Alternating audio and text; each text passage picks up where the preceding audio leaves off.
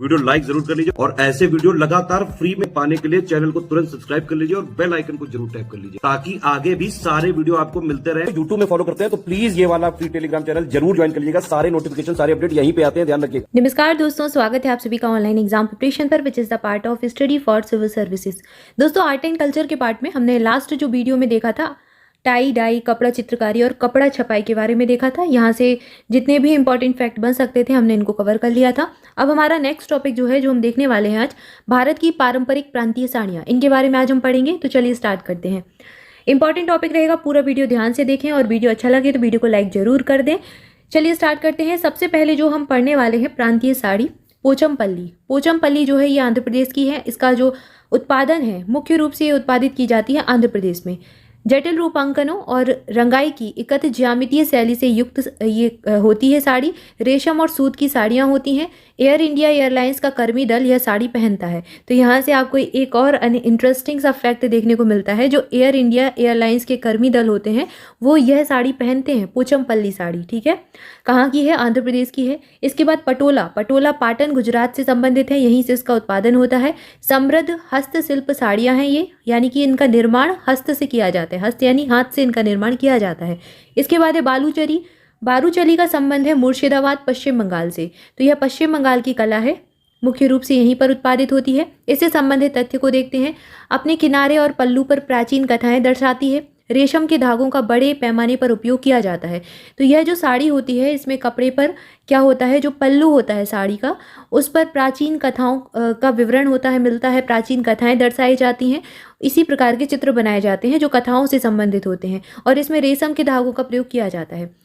इसके बाद अगली जो है तंचोई जरी का काम, ये वाराणसी से संबंधित है। बनारसी साड़ियाँ भी यहीं की होती हैं, लेकिन यहाँ पर जो है तंचोई जरी के बारे में पढ़ रहे हैं और ये काम वाराणसी का है, यहीं से इसका उत्पादन होता है। बनारसी साड़ी का एक प्रकार ही है ये।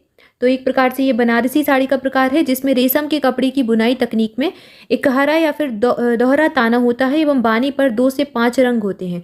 तो इस प्रकार से ये वाली जो है कला होती है। इसके बाद चंदेरी, ये एग्जाम में बहुत प्रश्न पूछा गया है। चंदेरी का संबंध किस राज्य से है? तो चंदेरी कला मध्य प्रदेश की है। यहाँ पर आपको राज्य का नाम जरूर याद रखना है, बिल्कुल अच्छे से रट लेना है, क्योंकि आपसे आजकल जोड़ी मिलान में पूछा जाता है कि एक और दो तरफ जोड़ियाँ दे देंगे, सही मिलान पूछ लेंगे कि कौन सा सही सुमेलित नहीं है या फिर सही सुमेलित कीजिए। तो 1 2 3 4 ऐसे करके ऑप्शन मिलते हैं आपको। तो आपको 2 4 साड़ियों के नाम दे देंगे और उनके राज्य दे देंगे, तो सबके आपसे बनना चाहिए। तो चंदेरी कहाँ की है? मध्य प्रदेश की है। इससे संबंधित तथ्य देखते हैं। पंख से भी हल्का कपड़ा बनाने के लिए रेशम, जरी, सूत को एक साथ मिलाकर बुना जाता है और यह पारदर्शी साड़ी होती है, ट्रांसपेरेंट टाइप की दिखती है। इलकल, इलकल जो है ये कर्नाटक से संबंधित है। रथ और हाथी के आम रूपांकनों के साथ कसूती कढ़ाई का प्रयोग इसमें किया जाता है। तो अभी तक हमने देखा पोचमपल्ली आंध्र प्रदेश, पटोला पाटन गुजरात, बालूचरी पश्चिम बंगाल, तंजोई जरी का काम वाराणसी का है, बनारसी साड़ी का ही एक प्रकार है, चंदेरी मध्य प्रदेश का है। मध्य प्रदेश में एक चंदेरी नाम का स्थान भी है, अशोकनगर जिले के अंतर्गत आता है, वहीं से इसका उत्पादन होता है। इलकल, इलकल जो है ये कर्नाटक का है। ठीक है, कल कर्नाटक, इस प्रकार से याद कर सकते हैं, कल और कर्नाटक। इसके बाद अगला नाम है तात। तात का संबंध पश्चिम बंगाल से है। कड़कीला कपास और छपाई की हुई साड़ी यहाँ पर होती है तात। नौवारी, नौवारी जो है ये महाराष्ट्र की है। नौवारी का संबंध है महाराष्ट्र से। इससे संबंधित तथ्य है 9 गज की साड़ी को कस्ता साड़ी के रूप में भी जाना जाता है। इसके बाद है बोमकाई। बोमकाई का संबंध ओडिशा से है, ओडिशा राज्य की है, यहीं से इसका उत्पादन होता है। इकत, कढ़ाई एवं जटिल कसीदाकारी से युक्त रेशम एवं सूत की ये साड़ी होती है। तो ये जो अधिकांशतः साड़ियाँ होती हैं रेशम से बनती हैं, सूत से बनती हैं, रेशम और सूत का मिलाकर इनका प्रयोग किया जाता है। तो इस प्रकार से इनका निर्माण होता है। इसके बाद कोनराट साड़ी है, इसका संबंध तमिलनाडु से है। कपड़े में आमतौर पर या तो धारियाँ या फिर 4 खाने होते हैं एवं चौड़ा किनारा होता है एवं पशुओं और प्राकृतिक तत्वों के रूपांकन होते हैं। इसे मंदिर साड़ी भी कहा जाता है। तो इसमें पशुओं का रूपांकन मिलेगा, प्राकृतिक तत्वों का रूपांकन मिलेगा, मंदिर साड़ी भी कहते हैं इसमें। ठीक है, आमतौर पर या तो धारियाँ या फिर 4 खाने टाइप के जो ब्लॉक टाइप की चीज़ें होती है, इस प्रकार से चौड़ा किनारा भी बनाया जाता है इसमें। तो इस प्रकार से कॉनराड साड़ी जो है तमिलनाडु की है। कोसा, कोसा जो सिल्क है ये छत्तीसगढ़ का है, एक प्रकार की रेशमी साड़ी है, कोसा सिल्क के नाम से भी प्रचलित है। कहाँ की है? छत्तीसगढ़ की है। पैठनी, पैठनी से प्रश्न बहुत पूछा जाता है और ये बहुत प्रचलन में भी रहती है। पैठनी साड़ियाँ महाराष्ट्र की हैं। सोने के रंग के धागे से कढ़ाई की गई एवं तोतों के रूपांकनों से युक्त ये साड़ी होती है। कलमकारी आंध्र प्रदेश, यहाँ से तो प्रश्न एग्जाम में पूछा भी गया था, यूपीपीएससी ने भी प्रश्न पूछा है। कलमकारी जो है आंध्र प्रदेश की है और डिज़ाइनों की चित्रकारी करने के लिए कलम का प्रयोग इसमें किया जाता है। कस्बू, कस्बू केरल की है। मोटे सुनहरे किनारे की विशिष्टता से युक्त यह साड़ी होती है। दाबू का संबंध राजस्थान से है। चित्तौड़गढ़ राजस्थान का एक क्षेत्र है, चित्तौड़गढ़, वहाँ से इसका उत्पादन होता है। दाबू सूती कपड़े का प्रयोग की जाने वाली मिट्टी पर लकड़ी के सांचे से डिजाइन उकेर कर उसे कपड़े पर छापने की प्राचीन तकनीक है। तो दाबू क्या है? छपाई की एक तकनीक है। एक प्लेन साड़ी लेते हैं सूती कपड़े की और उस पर जो लकड़ी के सांचे होते हैं उनसे डिज़ाइन बनाई जाती है, उनसे छापा जाता है, एक प्रकार की इंक से इसको छापा जाएगा। फिर है जामावर। जामावर का संबंध जम्मू कश्मीर से है। कपड़े के बेस के रूप में आमतौर पर कपास या फिर ऊन का प्रयोग किया जाता है। तो या फिर कपास की साड़ी बनी होती है, ऊन की साड़ी बनी होती है और जरी वाले भाग को रेशम या पश्मीना से बुना जाता है। एक जामावर की जटिल बुनाई में महीनों की मेहनत शामिल होती है, तो बहुत मेहनत से तैयार की जाती है जामावर साड़ी और ये जम्मू कश्मीर की होती है। इसके बाद अगला नाम है उपपद जामदनी साड़ी। इसको जीआई टैग भी प्राप्त है, आंध्र प्रदेश की साड़ी है। मोस्ट इंपॉर्टेंट है क्योंकि जीआई टैग इसको प्राप्त है। इससे संबंधित जानकारी देखते हैं। कच्चे माल के रूप में शुद्ध जरी के साथ सबसे अच्छे रेशम का प्रयोग किया जाता है। जामदानी साड़ी एक फारसी शब्दावली है जिसमें जाम का अर्थ होता है फूल और दानी का अर्थ होता है बांस। तो इसमें फूल, बांस आदि के जो चित्र हैं उकेरे जाते हैं। इसका संबंध किससे है? आंध्र प्रदेश से है। जामदानी पश्चिम बंगाल में भी प्रचलित है। उपपद जामदानी जो है ये आंध्र प्रदेश में, और सिर्फ जामदानी अगर पूछा जाए तो ये पश्चिम बंगाल की है। पारदर्शी पृष्ठभूमि पर इसको बुना जाता है। पारदर्शी पैटर्न वाला सबसे बढ़िया ये माल होता है, मलमल होता है।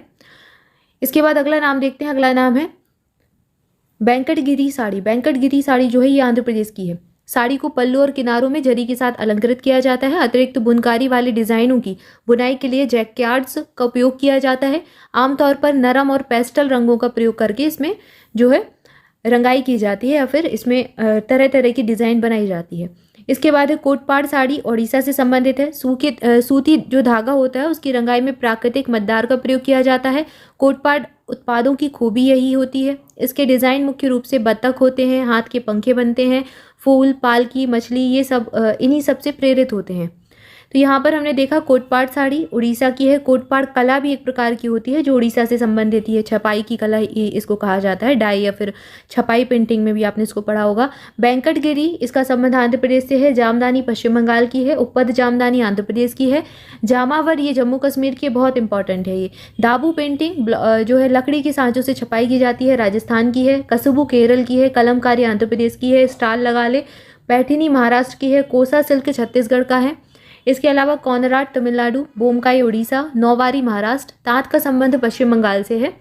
इसके अलावा इलकल हमने पढ़ा, इलकल कर्नाटक का है। चंदेरी मध्य प्रदेश की है। तंचोई जरी का काम वाराणसी में होता है। बनारसी साड़ी भी यहीं से निकलती है। बालूचरी का संबंध मुर्शिदाबाद पश्चिम बंगाल से है। और पटोला पाटन गुजरात की है। पोचमपल्ली आंध्र प्रदेश की है। तो पोचमपल्ली, कलमकारी दोनों आंध्र प्रदेश की हैं, याद रखें, और दोनों ही मोस्ट इंपॉर्टेंट है, एग्जाम में पूछे जाने वाले प्रश्न हैं ये। तो यहाँ पर हमने साड़ियों से संबंधित तथ्य देखे। भारत की पारंपरिक प्रांतीय साड़ी कौन कौन सी होती हैं, साड़ी कला के बारे में हमने जाना।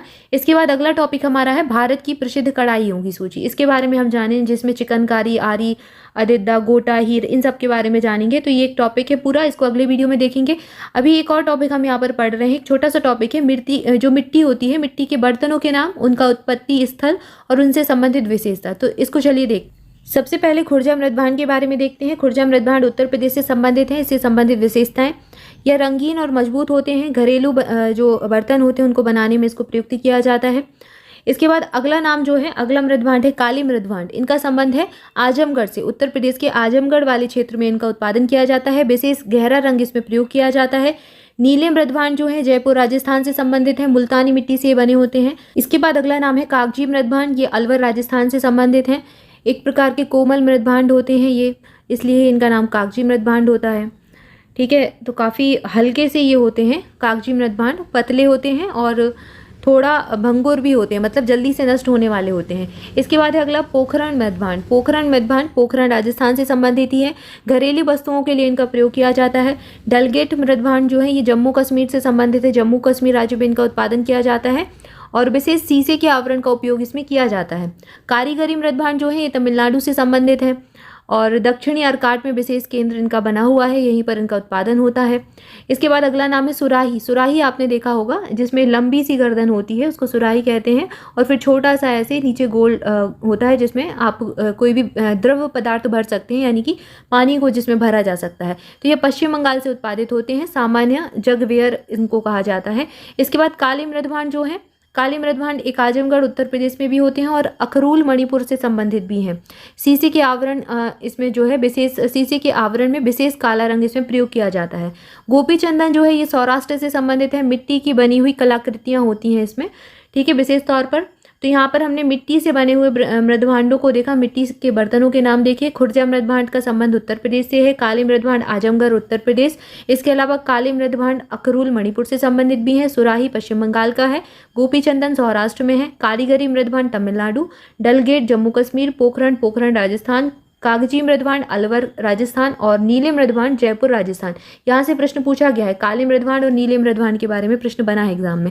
तो यहाँ पर हमने मृदभांडों के बारे में देखा और इसके पहले हमने पढ़ा था साड़ी, जो परंपरागत साड़ियाँ हैं भारत की, उनके बारे में। तो आज के लिए इतना ही, इसके आगे नेक्स्ट टॉपिक देखेंगे अगले वीडियो में। तब तक के लिए आप सभी चैनल के साथ जुड़े रहें। स्टडी फॉर सिविल सर्विसेज के अगर आप कोई भी पेड ग्रुप लेना चाहते हैं तो इन नंबर्स पर कॉल करके जानकारी ले सकते हैं या डिस्क्रिप्शन में दी गई डिटेल को फॉलो कर सकते हैं। किसी भी एग्जाम के लिए अगर आप पेड क्विज, पेड ग्रुप या फिर स्टडी मटेरियल लेना चाहते हैं तो इन नंबर्स पर आप इन्फॉर्मेशन ले सकते हैं कांटेक्ट करके। और मिलेंगे नेक्स्ट वीडियो में, जुड़े रहें चैनल के साथ। चैनल को सब्सक्राइब नहीं किया है तो सब्सक्राइब कर लें। टेलीग्राम ग्रुप ज्वाइन करना चाहते हैं तो डिस्क्रिप्शन में दी गई लिंक को फॉलो कर सकते हैं। Thank you so much.